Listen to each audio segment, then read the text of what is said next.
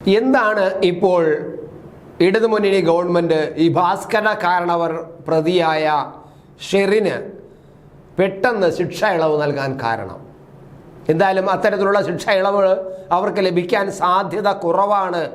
ഗവർണറുടെ ഭാഗത്തു നിന്നും രാജ്ഭവൻ്റെ ഭാഗത്തു നിന്നും അത്ര അനുകൂലമായ നിലപാടല്ല ഈ വിഷയത്തിൽ ഉണ്ടാകുന്നത് എന്നാണ് അറിയുന്നത്. പക്ഷേ എന്തുകൊണ്ടാണ് ഇടതുമുന്നണി ഇത്തരം കാര്യങ്ങളിൽ പെട്ടെന്ന് ഈ ഒരു തീരുമാനമെടുത്തത്? നമ്മൾ പലപ്പോഴും ചിന്തിക്കേണ്ടതാണ്.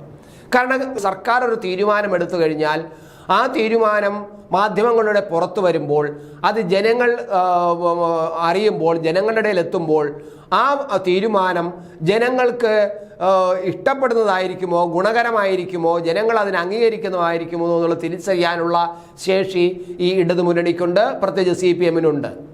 തീർച്ചയായിട്ടും ഇങ്ങനെ ഒരു കൊടും കുറ്റവാളിയായ ഈ ഷെറിൻ എന്ന് പറയുന്ന ഒരു പെൺകുട്ടിയെ അല്ലെങ്കിൽ ഒരു യുവതിയെ പുറത്തു വിടുമ്പോൾ, അവരെ ജയിൽ ശിക്ഷയിൽ നിന്നും ഇളവ് നൽകി പുറത്തു വിടുമ്പോൾ കേരളത്തിലെ ജനങ്ങൾ അത് അംഗീകരിക്കില്ല എന്നും ജനങ്ങൾ അതിനെ എതിർക്കുമെന്നും അറിയാം.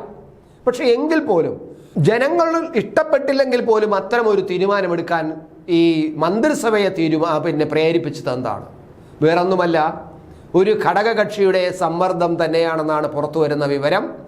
ആ ഘടകകക്ഷി ഈ തിരഞ്ഞെടുപ്പിൻ്റെ ഈ തുമ്പിൽ നിൽക്കുമ്പോൾ, അതായത് നമ്മുടെ തദ്ദേശ സ്വയംഭരണ സ്ഥാപന തിരഞ്ഞെടുപ്പും നിയമസഭാ തിരഞ്ഞെടുപ്പും ഒക്കെ നിൽക്കുമ്പോൾ, അതിൻ്റെ തുമ്പിൽ നിൽക്കുമ്പോൾ ഒരു ഘടകകക്ഷി ഇറങ്ങി പോകും എന്ന് വന്ന് കണ്ടാൽ അത് ഇടതുമുന്നണിയെ സംബന്ധിച്ചിടത്തോളം, ഒരു CPM-നെ സംബന്ധിച്ചിടത്തോളം അത് അടുത്തു വരുന്ന വിജയ സാധ്യതയെ വല്ലാതെ ബാധിക്കും എന്നവർക്ക് തിരിച്ചറിയാം. അതുകൊണ്ടാണ് ജനങ്ങൾ കുറച്ചു കാലം ഒന്ന് പഴിച്ചോട്ടെ, എങ്കിലും വേണ്ടില്ല, നമുക്ക് ഘടകകക്ഷിയെ പിടിച്ചു നിർത്തണം എന്ന ആഗ്രഹത്തിലാണ് ഇപ്പോൾ ഈ ഷെറിന് ശിക്ഷ ഇളവ് നൽകാൻ ഗവൺമെൻറ് തീരുമാനിച്ചിരിക്കുന്നത്, മന്ത്രിസഭ തീരുമാനിച്ചിരിക്കുന്നതാണ് നമ്മൾ കാണേണ്ടത്. അതാണ് ഇതിനകത്തുള്ള രാഷ്ട്രീയവും.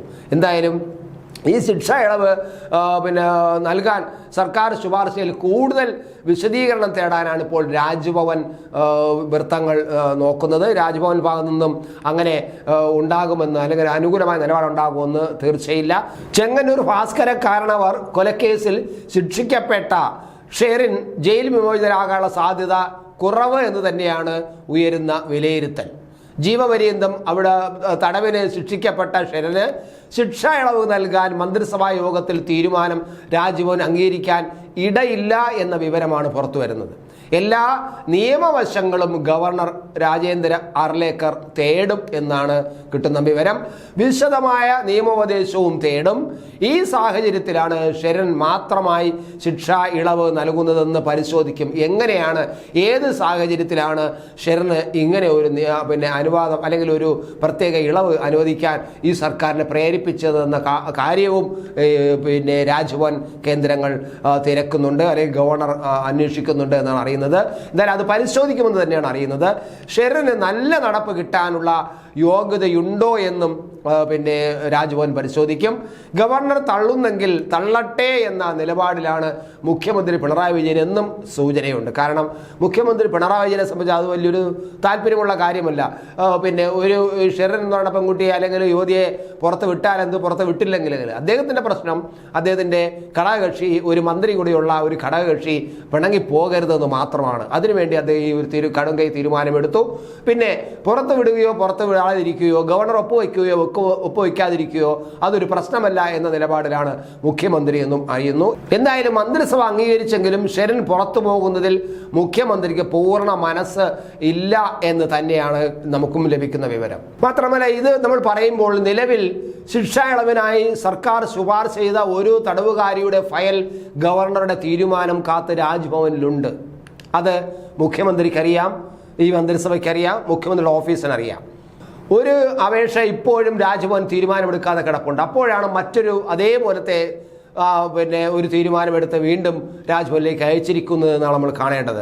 ചൊവ്വാഴ്ച ചേർന്ന മന്ത്രിസഭ ഷെറിൻ്റെ ശിക്ഷാ ഇളവ് ശുപാർശ ചെയ്യാൻ തീരുമാനിച്ചെങ്കിലും ഇത് സംബന്ധിച്ച ഫയൽ രാജ്ഭവനിൽ എത്തിയിട്ടില്ല. ഇതുവരെയും ഇതിനുള്ള തീരുമാനമെടുത്തു, പക്ഷേ ഇതുവരെ എൻ്റെ ഫയൽ രാജ്ഭവനിൽ എത്തിയിട്ടില്ല. എത്തിയാൽ തന്നെ രാജ്ഭവൻ അത് വളരെ കാര്യമായി പരിശോധിച്ച ശേഷമേ തീരുമാനമെടുക്കൂ എന്നതാണ് വിവരം. 3 ജീവപര്യന്തം ലഭിച്ച ഷെറിന് ശിക്ഷ ഒരുമിച്ച് അനുഭവിച്ചാൽ മതി. 14 വർഷത്തെ ജയിൽവാസവും കഴിഞ്ഞ് മുറയ്ക്കാണ് ഇവർക്ക് ശിക്ഷാ ഇളവിനായി സർക്കാർ ശുപാർശ ചെയ്തത്. ജീവപര്യന്തം സംബന്ധിച്ച മുൻകാല സുപ്രീം കോടതി വിധികളും രാജ്ഭവൻ ശേഖരിക്കുന്നുണ്ട്.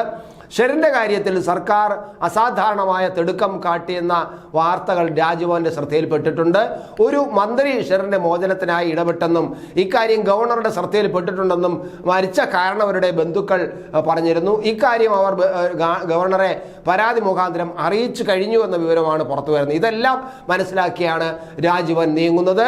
ആ ഫയൽ രാജ്ഭവനിലേക്ക് സർക്കാർ അയക്കാൻ ഇടയില്ലെന്നും സൂചന കേൾക്കുന്നുണ്ട്. ഇതുവരെയും ഇങ്ങനെ തീരുമാനമെടുത്തെങ്കിലും ഫയൽ രാജ്ഭവനിലേക്ക് ഇനി സർക്കാർ അയക്കില്ല. കാരണം ഗവർണർ അത് കാര്യമായി പരിശോധിച്ച ശേഷം മാത്രമേ അനുകൂലമായി നിലപാടെടുക്കാൻ സാധ്യതയില്ല എന്നറിഞ്ഞ സ്ഥിതിക്ക് ഗവൺമെൻറ് തീരുമാനമെടുത്തിട്ട്, ഒരു മന്ത്രിസഭ തീരുമാനമെടുത്തിട്ട് ആ തീരുമാനത്തിൻ്റെ ഫയൽ ഗവർണറിലേക്ക് അയക്കുന്നില്ല എന്നാണ് പറയുന്നത്. ഇവിടെയാണ് നമ്മളൊരു ഗവൺമെൻറ്റിൻ്റെ ഒരു വല്ലാത്ത ദുര്യോഗം നമ്മൾ കാണുന്നത്.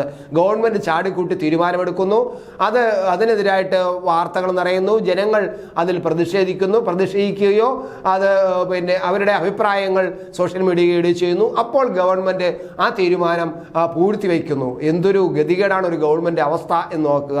ഇതൊക്കെയാണ് നമ്മൾ ഈ ഗവൺമെൻറ്റിനെ ഒരു നീക്കും പോക്കും ഇല്ലാത്ത ഗവൺമെൻറ് ആണെന്ന് പറയാൻ കാരണം. എന്തായാലും ഈ ഷെറിൻ്റെ ഈ വിഷയം ഇപ്പോൾ CPM-നും അത്ര വലിയ താല്പര്യമില്ല.